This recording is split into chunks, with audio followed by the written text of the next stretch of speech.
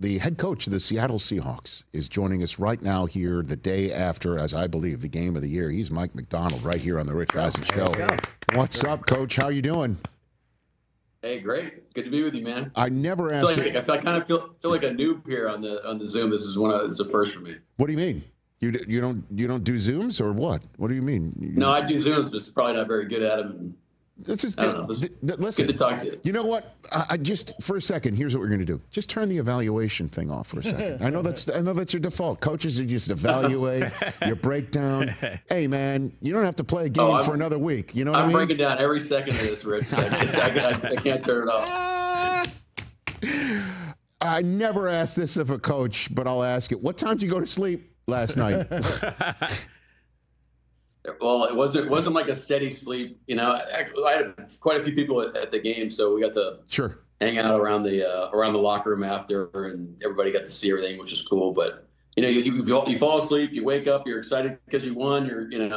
Was it real? Okay, it was real. Oh, but then I went back to sleep, and we gave up these plays, and maybe that was a bad play call, and so it's kind of like it's a hot and cold all night, but.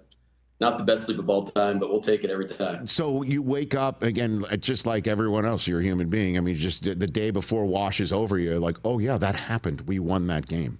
Yeah, that probably happened at least a half dozen times last night. And then you also think about some of the ones you want back, too, which is inevitable. Sure. And obviously, there's still time to work on that with 2 more games to go, and we'll get to that in a second. But I'm not ready to turn the page from last night, not by a long shot. So what do you tell your team in the locker room of a game that you're down in but not too far out? It did feel to me, again, watching the game at home, that you were down more than just by 6 based on what happened in that first half. What would you tell your team in that locker room, Mike? Well, defensively, I think we needed a little shot of confidence that we could make a couple adjustments and be on the right track and just make sure we're all on the same page going to the second half. And I think the guys were great. You know, they knew what we needed to do. And then, you know, Jay Reed was awesome. He's been great, just sending the message to the guys, before games and at halftime, and really gets guys ready to go. And it was really that simple. But, you know, it was going to be a big drive with our offense coming in, and there was a lot of focus going into that drive to really come back and put the game within reach. After everything that happened, to be only down 6, we felt like we were in a good position, and go down and score a touchdown was huge for us. Yeah, and I'm sure, Kenneth Walker, he had a big play for you in your first drive of each half, and that had to breathe some life into the team.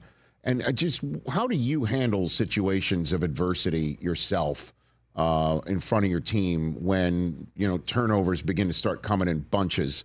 Certainly for your quarterback who has had games like this against this franchise, Coach. How do you handle it?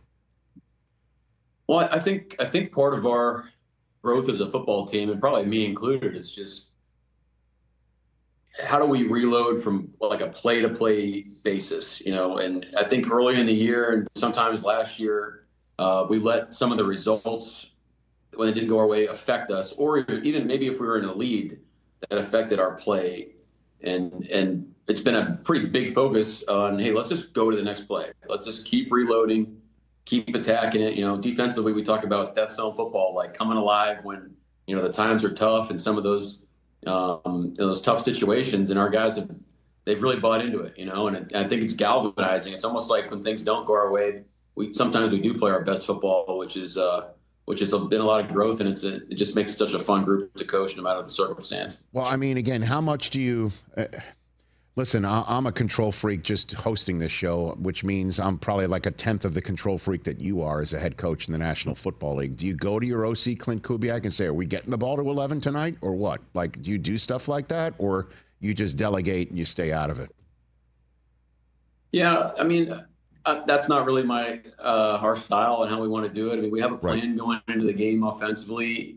We felt like, we're kind of just moving and shaking within the plan to kind of deviate. Of course, we're trying to get the ball to Jax. But, I think there's opportunities to get the ball to other guys too. K9 coming to life in the pass game, getting the ball to AJ early was really helpful for us. And then, just like I said last night, it turns out Jax is a great way to move the ball, Yes. And so we want to give him the ball as much as we can, but you can't force it either, So, right. so there is a balance there, and I felt like we called a good game. We stayed attacking. We took care of the ball for the most part until some of those throws, and then obviously, credit to Jax, where he just keeps playing and running the routes and blocking. I thought he blocked great last night, and then eventually the ball finds energy in those critical moments. All of a sudden he's got the ball in his hand with a chance to go win it. At what point last night did you know, oh, wait a minute, that two-pointer that didn't work out might actually go our way? Walk me through that moment for you. Well, we were lining up to kick the kickoff, and it was going longer than usual. So you realize that something was up, and then the officials let us know that they were looking at it. And in my mind, at that point, it's a 2-point game. We get a stop, a field goal wins the game. I mean, if we didn't get it, the game's going to play out. Like, both sides are going to play a different style of play, going through. So it did change the dynamics of the game by getting it. But once we realized that they were looking at it, and then the replays were going on the sideline, you realize that the ball was going backwards, and we had a clear recovery. Became pretty evident that we were going to end up with the 2 points. It was going to be a tie ball game. So, it was a wild sequence. I don't think it was probably an unprecedented thing that's happened before, but it is what it is. The ball was going backwards, and New York made it right, so that was cool. Okay, so you thought, okay, we're just down 2, and then somebody taps you on the shoulder, or an official comes up and says to you, we're looking at it? Look, it's a little hazy. I wish I knew exactly what happened, but to my knowledge, the officials came over and told us. Yeah. And then Brian Ayers runs game management for us. He's talking in one ear, I'm talking, there's a lot going on. But once you realize what's going on, it became pretty clear that we probably end up with the 2 points. And it's a coaching emphasis of yours to pick up any loose ball, right, Coach? Right? Every time. Yeah, I mean, on defense, that's standard rules. And but Charbonnet's on offense, though. He's on offense. Let me introduce you a guy named Zach Charbonnet. This guy is an absolute stud, and he gets it, and he just, all those little details he does right all the time. That's him, and so I'm not surprised one bit that he did. I'm a Michigan man, so I know who he is, or where he used to go before he went to UCLA, before you got your hands on him. And that was just a massive moment, obviously. And now overtime. Let's just flash forward. At what point did you think, I'm going for 2?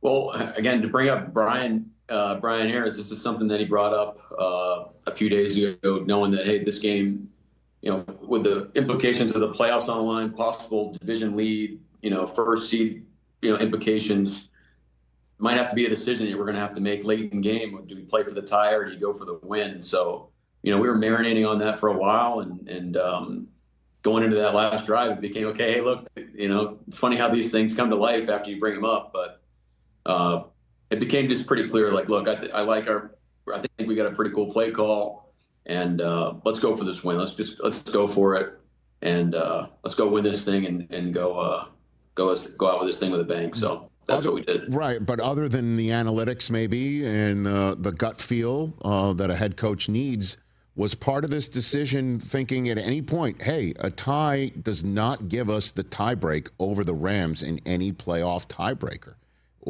Yes. Yeah. It does. You are thinking that at that point in time. Yeah. Yeah. Absolutely. Yeah. I mean, like if we kick you kick the PAT, you play it out. The Rams have 3 minutes to go, and a sudden death, more than ample opportunity to get on the field. It's gonna be hard for us to get the ball back and go back down and score. So it just felt like there was a lot of downside by giving them the ball back. And then, if you feel like you can tilt the scales a little bit in your favor on the 2-point play, then now you're looking at a little bit over like a 50-50 proposition. Feels like that's the best decision to make. And do you? I'm just going to go outside the lane here a little bit in my few minutes I have left with you here, Coach.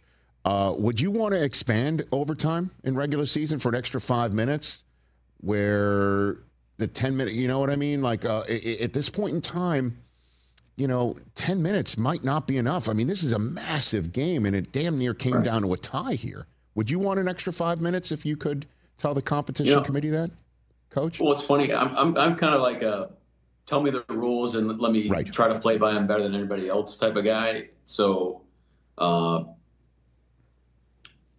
think it's good. I like the change that we made by making it like the playoff model. I like the fact that teams get both chances. I like the fact that it it's almost like a toss up now on who gets the advantage based off of who wins the coin flip. I think it's more of a fair model than it has been. So you get into like more play. I mean, we ended up playing 88 plays on defense. You end up with a couple of those throughout the course of a season. You really start to add up some plays as well. So that's really the first thing that goes to my mind is I kind of like the way we have it, and it protects the players, I think, in the long run. Yeah, I hear you. And then, you did win the toss. So you liked going second because you know exactly what you need. And obviously we saw what happened, right? Was that your philosophy on that?